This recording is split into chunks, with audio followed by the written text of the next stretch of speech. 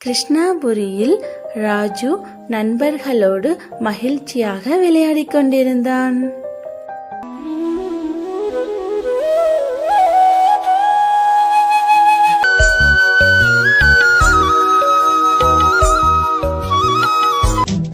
ராஜு, எனக்கும் கொடு, நான் தர மாட்டேனே.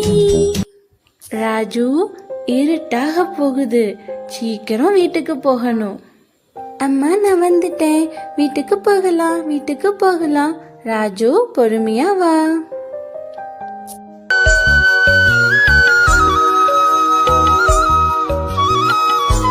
தாத்தா, எனக்கு கதை சொல்றீங்களா? ஆஹா, சரி ராஜு.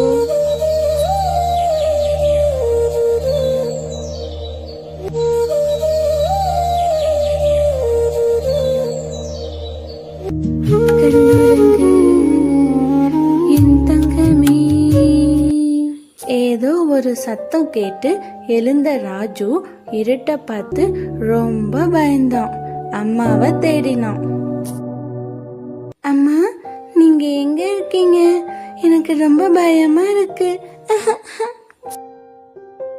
பாரு ராஜு, நீ எப்பவும் பயந்து போகாம தைரியமா இருக்கணும். இருள் சூழ்ந்த நேரத்துல தான் நம்மளால அழகிய நிலாவையும் மின்மினி போல மின்ற நட்சத்திரங்களையும் ரசிக்க முடியும். மனிதர்களோட வாழ்க்கையும் இரவு பகல் மாதிரி தான், இன்பமும் துன்பமும் கலந்திருக்கும்.